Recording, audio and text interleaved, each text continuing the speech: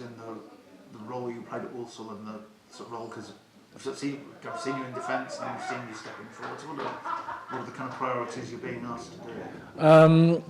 Obviously, throughout pre-season, we worked on the sort of middle centre back, sort of stepping in and playing and building out, and obviously we had some joy with that in games. So obviously we tried to do that on Saturday, but after they went down to 10 men, I was just kind of moved on into midfield, so obviously a bit more comfortable for me, and we were predominantly in possession in their half, so we obviously wanted to get bodies forward and try and sustain attacks, which I felt we did. We got into some good areas, but we didn't quite have the final product, and I mean, I think we probably had 4 or 5 good opportunities in the game, and on another day you'd probably score 1 or 2 of them and obviously relieve a bit of pressure, and you're not sort of chasing right into the final stretch of the game. But yeah, it was frustrating on Saturday because I felt we sort of, obviously with our advantage, we dominated the ball, but we just didn't make it count when we got into the final third. End product was quite poor, and I think I left my shooting boots at home, so I was disappointed on that front. I was going to be nice and say you did get more shots off than anyone else. Yeah, I got myself into good areas, and I think, with my experience, I know, and I could see from obviously playing deeper, like there was gaps and there was pockets for people to get into. And I was trying to tell the lads on the pitch, like, we need forward runners, we're playing too safe, we're too backwards a square. And there was times when it was going down one channel and there would be no one running through the gaps, so obviously we'd come back out and recycle the ball, and it was very tedious. It was frustrating because I felt like there was definitely some areas to exploit during the game, but we didn't. And I got into a few pockets myself, but just snatched at my shots, and it was frustrating because on another day I'd back myself to strike it cleanly and obviously work the goalie a bit more than I did. So yeah, frustrating afternoon. How is the sort of hybrid role? So you've got a bit of central defensive experience last year. Yeah, I mean, I've enjoyed it. I said to the gaffer I'd play anywhere. Obviously, if he wants me to play in defence, and I'll play in defence. But stepping in is something I felt like I could do, and we looked at it in pre-season, and I enjoyed it. And I think for me, it's a tough one because I would rather be breaking lines and playing in pockets further up the pitch, but doing it from that position does allow us to sort of build and create overloads in the middle of the pitch. But obviously Saturday it sort of changed quite quickly, and I think with the new rule in as well, we'd probably need to be a bit more set from the goal kicks, because obviously the refs are counting the number of seconds the goalies can hold on to the ball, so you've got less time to sort of get back into position, and you've got to be switched on. And I think that's something that we'll have to look at, because I didn't even know that going into the game. And then obviously we had the meeting after the game with the referees of, well, like, basically what's gonna go ahead now. So yeah, it's a frustrating rule, because normally you'd probably get 10 seconds and you'd be able to get back in and sort of get set, but now you're sort of looking over your shoulder thinking he's going to release it quickly. And I think Saturday we didn't get set early enough, we didn't win enough first contacts. Well, I didn't myself personally as a defender.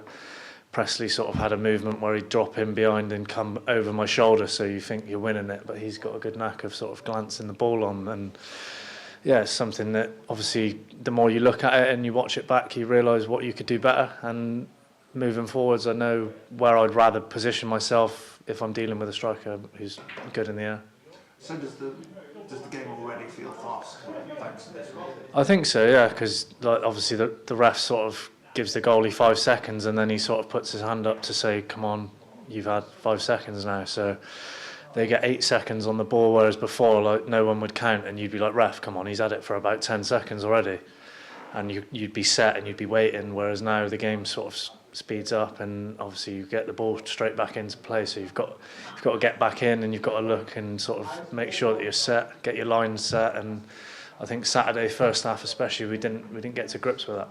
And it's parts of the defence are quite youngish. At least you have Will Wright next to you, but you've got sort of Tom Wilson-Brown and the 2 wing backs haven't played much. So how are you trying to help them through, and how do you see them developing, I suppose? I think obviously with the more experience you have, the easier it becomes. And the lads like Snowy's not played a great deal at right wing back, but he's done well there. And in games, he just needs a little voice. Sometimes he needs to tuck in, come round, and I think Saturday, like the balance was quite good with one going and one sort of covering round. But you say they didn't obviously have 11 men on the pitch, so it's a bit of a false sort of game. Yeah, during the game you just speak to them. Obviously, the more you work in training with them, the more comfortable they are. Obviously, Tom came in the day of the Eastleigh game. He played 45 minutes, and then he had a week's training. So, again, not a lot of time with us, but I think the more you sort of train and go through patterns of play and things, you understand what people's strengths and weaknesses are. And Tom's a really quick runner. He can cover the ground quite quickly, and he's strong, he's aerially dominant. So obviously with that you just need a bit of experience about where he's got to be when the ball's going down the sides, and obviously with me stepping in he's got to cover around. But yeah, it's something we've worked on all week, just getting a bit more familiar with each other's roles and responsibilities. And the last one I said, it sounds like there's a possibility, although we don't know that Harry Smith might not play. So how different does a Harry Smith-less team feel for you, and how might you have to change your approach, do you think? Yeah, I think, well, obviously we all know what Harry brings to our side, the way that he can run, hold the ball up, bring others into play. So I think it'll be a game where we take less risks in terms of playing into the striker's feet, and obviously we probably, if we have Drins up front, would look to play in beyond a bit more and use his pace and power to run in behind. But obviously that's for the manager to decide, and we will work on it. We worked on a bit yesterday, and we'll work on it again today and see where we go. Thank you.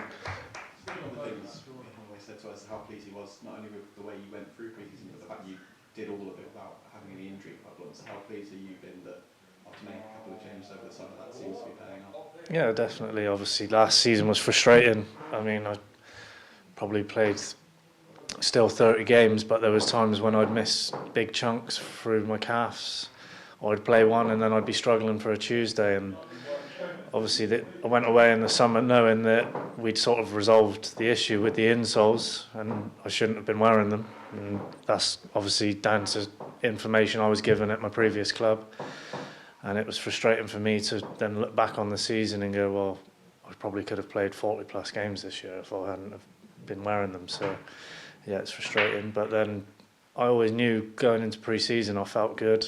Did a lot of stuff over the summer, a lot of gym work to strengthen my calves and my hamstrings, and I haven't had any sort of stiffness, cramps or anything. So I think just from that alone I've probably felt a lot more confident going into games that I'm going to last 90 minutes instead of when I was playing last year. I'd get to 60, 70 minutes and I'd be like, I'm in the red zone now, I'm feeling like I'm going to cramp, I'm going to struggle to finish the game. So that's a bonus. And obviously I've played a lot of pre-season in midfield, so you probably cover more ground there than you would at centre-back. So slotting back in there obviously is less challenging on the body. If in terms of running, you might get a few more whacks and knocks and things, but obviously that's part and parcel of playing there, and I'll put my body on the line and play wherever I have to.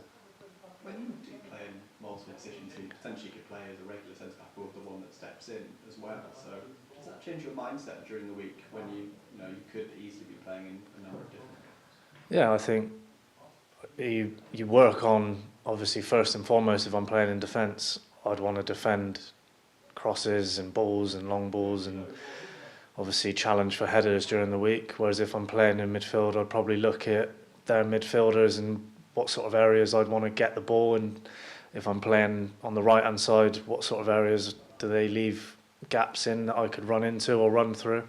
So obviously like analysing it is probably different, whereas obviously training wise I'm used to playing in midfield, so I don't really need to sort of train any different.